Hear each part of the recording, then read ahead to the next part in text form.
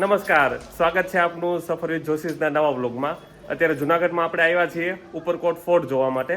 તો આ ફોર્ટમાં આપણી સાથે ગાઈડ છે, એ બધું સમજાવશે અને સાથે સાથે આપણે ફોર્ટ જોતા જઈએ. ઉપરકોટ ફોર્ટનું રિનોવેશન થયું પછીની આ અમારી પહેલી વિઝિટ છે અને આપણને બધી ઓથેન્ટિક માહિતી મળે એના માટે આપણે ગાઈડ સાથે જ આ વિઝિટ કરીએ છીએ. એટલે આ વ્લોગમાં આપણે ગાઈડ આપણને સમજાવશે અને આપણે જોતા જશું બધું. કિલ્લામાં વિઝિટ માટેના આ બધા ચાર્જીસ છે. જુનાગઢ પ્રોપર ના હોય એના માટે 50% કન્સેશન છે ટિકિટમાં, બાકી નોર્મલ 100 રૂપિયા અને બાળકો માટે 50 રૂપિયા. અહીંયા ગાઈડ માટેનો ચાર્જ અલગથી હોય છે. એમાં 8 વ્યક્તિ હોય ત્યાં સુધી ગાઈડનો ચાર્જ 400 રૂપિયા છે અને 72 ટેક્સ એટલે 472 રૂપિયા ગાઈડની ફીસ થાય છે. ઉપરકોટ કિલ્લા માટે અમે ગાઈડ છીએ. ધવલભાઈ લાઠી અમારું નામ છે. ચંદ્રગુપ્ત મૌર્યના સમયનો કિલ્લો છે. એ સમયમાં અસલ ગામ જુનાગઢ શહેર આ કિલ્લામાં હતું. આ કિલ્લામાં 33 ચુડાસમા રજપૂત રાજા રાજ્ય કરેલું.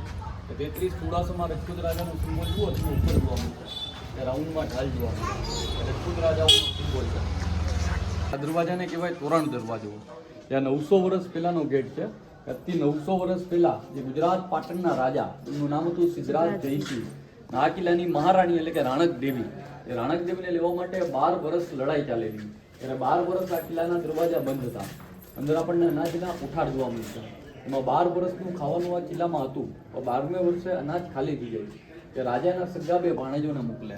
એમનું નામ હોય છે દેસળ અને વિસળ. બંનેને અનાજ લેવા મોકલે છે, પણ બે સિદ્ધરાજ જયસિંહ સાથે ભળી આ દગેથી ગેટ ખોલવાનું. એ ફોર્ટમાં થોડું આપણે બધું ચાલીને જવું પડે છે અને અમને બધાને હજી ગિરનારની અસર દેખાય છે આમાં. એ ટિકિટની સાથે છે ને આ બેલ્ટ આપે છે. એ બેલ્ટ આપણે રાખવાનો ને છેલ્લે જ્યારે જમા કરાવીએ ત્યારે આની 100 રૂપિયા ડિપોઝિટ લે છે, એ પાછી આપે. જ્યારે પહેલાના સમયના રજપૂત રાજા લડાઈ કરતા ત્યારે આવા ગેટ મજબૂતાઈથી બનાવેલા હોય જે બંધ કરી દે એટલે કિલ્લામાં કોઈ આવી ના શકતું. આ જ ઓરિજિનલ દરવાજો છે ત્યારે હતો એ જ. રિનોવેશનમાં ચેન્જ કરેલું ગવર્મેન્ટે, ત્યાં નવું મૂકેલું. સમયના રાજા લોકો પોતાના રક્ષણ માટે ગઢની ચારે તરફ આવા ખાડા બનાવ્યા.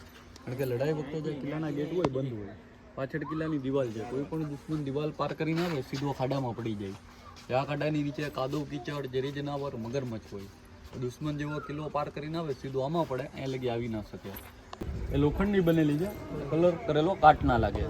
એટલે સૌથી મોટી તોપ જેમનું નામ નીલમ, સાઈડ ઉપર નાની તોપ છે એમનું નામ છે માણેક. અમદાવાદની બાજુમાં ગામ છે મેમદાબાદ. એના એક મુસ્લિમ રાજા જેમનું નામ હતું મોહમ્મદ શાહ, પોતે એક જ દિવસમાં 2 ગઢ બગાડે છે, એક જુનાગઢ અને બીજું પાવાગઢ. એટલે આપણા ગુજરાતના ઇતિહાસમાં એનું નામ પડે છે મોહમ્મદ બેગડો. એ વખતની તોપ છે. આ બંને તોપ બનેલી છે ઇજિપ્તમાં. ઇજિપ્તથી આવેલી દીવના કિલ્લા ઉપર અને દીવમાંથી અહીંયા લાવેલા. પંચ ધાતુમાં બનેલી, વર્ષો વર્ષ આમ નામ પડી રહી, તોપને કોઈથી કાટ ના લાગે. મોટી તોપ છે નીલમ, જેમની રેન્જ 6 કિલોમીટર માનવામાં આવે. નાની તોપની રેન્જ 2 કિલોમીટર. અહીંયાથી ઉપરકોટ ફોર્ટ લખેલું છે અને અહીંયાથી આખું જુનાગઢ દેખાય છે. આપણે ચુડાસમા વંશની તમે વાત કરતા હતા, તો રાનવગઢને ચુડાસમા વંશના જ છે ને? ચુડાસમા વંશ કહેવાય ને? ચુડાસમા, કારણ કે બધા રાજાઓની આગળ રા લાગે નામની આગળ. હા, એટલે મેં એ સાંભળ્યું હતું, એમાં પેલા વરાહ પ્રત્યે લગાવતા ને પછી એમાંથી રા કર્યું એટલે એ જ ને? એટલે ચુડાસમા બધામાં ત્યાં કિલ્લામાં 33. અહીંયા ફોર્ટમાંથી જુઓ ગિરનારના મસ્ત દર્શન થાય છે.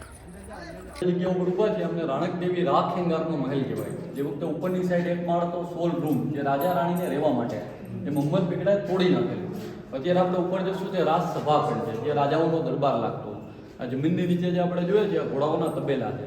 ઘોડાઓ લેવા માટે અહીંથી એન્ટ્રી ગેટ હતા. હજારો વર્ષ પહેલા ઘોડાઓ અહીંયા બાંધવામાં આવતા. ઉપરની સાઈડ આપણે જોશું તે રાજસભા દરબાર ખંડ.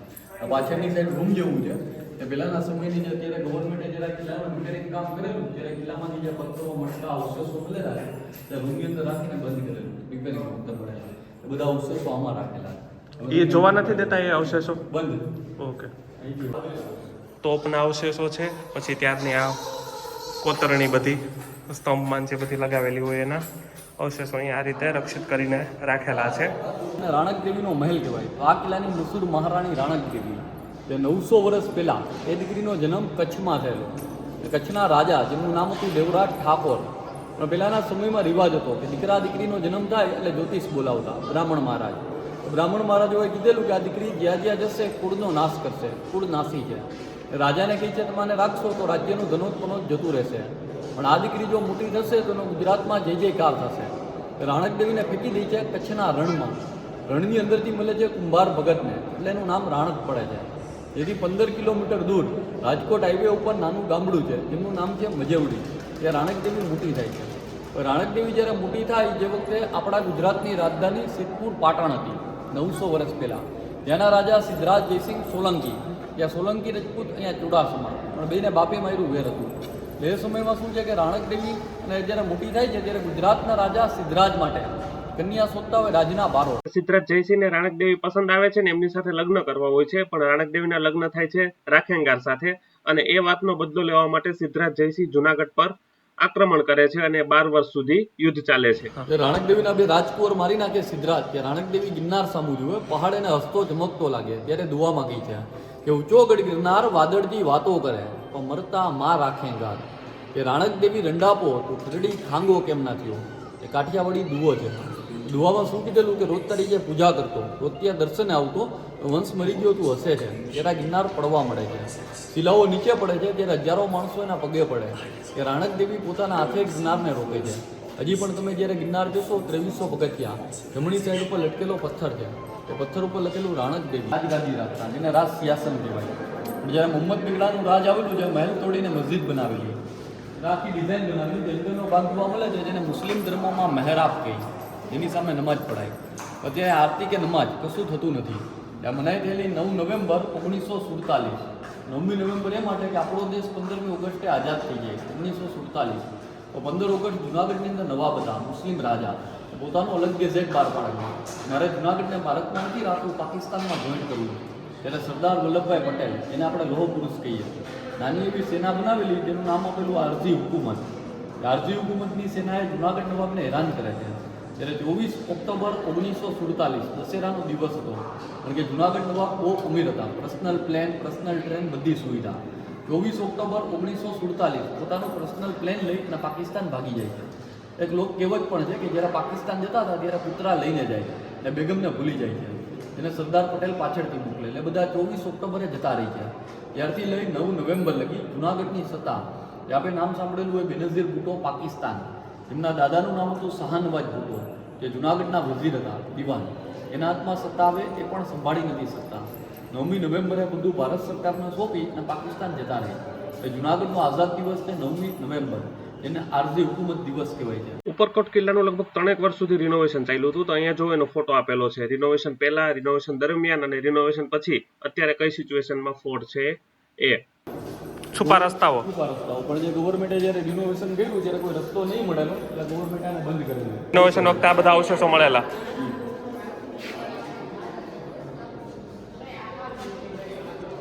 કેટલા વર્ષ જૂના છે ને એવું નથી લખેલું? કાર્બન ડેટિંગ નથી થયું. અચ્છા, હજી બાકી છે કાર્બન ડેટિંગ. આ એ જ છે ને સીડી રિનોવેશન વખતે બનેલી છે, પણ ઉપર નથી જવા દેતા, બંધ છે. ઉપર કઈ છે જોવાનું કે ખાલી એમને ખુલ્લું જ છે? અચ્છા, ટેરેસ છે એમનો. આ જે પિલોર જોવા મળે છે જેને આપણા હિન્દુ ધર્મમાં પિલોર કહીએ, મુસ્લિમ ધર્મમાં જે મિનાર કહીએ. ત્યાં મોહમ્મદ શાહના વખતમાં 4 મિનારો બનાવવામાં આવેલી મસ્જિદની. આ જગ્યા લાઇટ એન્ડ સાઉન્ડ શો માટે બનેલી છે, પણ હજી એ શો શરૂ નથી થયો. એના માટેનું બધું સેટઅપ છે. આ જે દેખાય છે એ સૂર્ય મંદિર છે.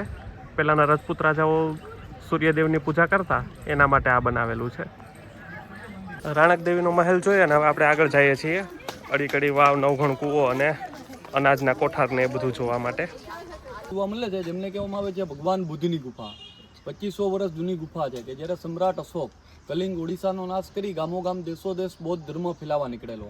એટલે જુનાગઢમાં 2 વસ્તુ છે. એક ગિરનાર તળેટી ઉપર અશોકનો લેખ છે, અહીંયા બનાવેલી છે ગુફા. એક પથ્થરમાં 2 માળ છે, એ બૌદ્ધ સાધુઓને રહેવા માટે. કેમ કે અત્યારે આપણી પાસે હોટલ ધર્મશાળા છે, પહેલાંના સમયની ગુફા છે, વિહાર ટાઈપ, કે બહારથી બૌદ્ધ ધર્મના શિષ્ય આવે તમારે એને બુદ્ધ ધર્મનો ઉપદેશ આપી શકે. એમાં 2 ખંડ છે, એક એ લોકોને નાહવા માટે, બીજો ભોજન. જમીનની નીચે રૂમ છે મેડિટેશન તપસ્યા માટે. તો સાંભળજો, આ જગ્યા ઉપર આપણા ગુજરાત કાઠિયાવાડની પ્રખ્યાત અને પવિત્ર અડીકડી વાવ છે. ત્યારે ગવર્મેન્ટે આ કિલ્લાનું રિપેરિંગ કામ કરેલું, ત્યારે એક વાવ અહીંયા અડી છે, પાછળની સાઈડ ઉપર બીજી વાવ હતી જેનું નામ આપેલું છે કડી વાવ. એ વાવ ઓરિજિનલ હતી, પણ ત્યાં કોઈ મેન્ટેનન્સ નહોતું, જંગલ જેવું હતું. ગવર્મેન્ટે ત્યાં પણ રસ્તો બનાવીને એને વ્યવસ્થિત મેન્ટેન કરેલી. આને કહેવાય અડીકડી વાવ. ત્યાં 900 વર્ષ જૂની વાવ છે. લોકમાન્યતા એવી છે કે જે આ કિલ્લાના રાજા રાખેંગાર, રાણકદેવીના પતિ, જ્યારે અસલ ગામ આ કિલ્લામાં હતું, ગામના માણસને પીવા પાણી મળે એટલે વાવ બનાવેલી. વાવ પોતે બહુ ઊંડી બનાવે છે. વાવ બની પણ જાય, પણ વાવની નીચે પાણી નથી આવતું. ત્યારે પાણી ના આવે એટલે એ સમયમાં પ્રથા હતી. રાજા લોકો જ્યોતિષ બોલાવતા, બ્રાહ્મણ મહારાજ કહે છે કે આ જગ્યા મેલી છે, કુંવારી સગી બે બહેનો એમાં બલિદાન દેશે તો પાણી આવશે. બલિ એટલે ભોગ. તે રાજાએ આખા ગામડામાં જાણ કરેલી, તો એમાં બલિદાન ભોગ દેવા તૈયાર નહીં થયું. ત્યારે આ કિલ્લાની રાણી હતી રાણક દેવી, જેમની બે દાસી હતી, નામ હતું એતી અને કેતી. બંને બહેનોમાં બલિદાન ભોગ આપે છે ત્યારે પાણી આવે. વાવનું ઓરિજિનલ નામ છે એતી કેતી વાવ, પણ એતી કેતીમાંથી અડી કડી થયેલું છે. એ વાવનું પાણું દાદરા છે. અત્યારે પાણી ખરાબ છે, વચ્ચે રેલિંગ છે.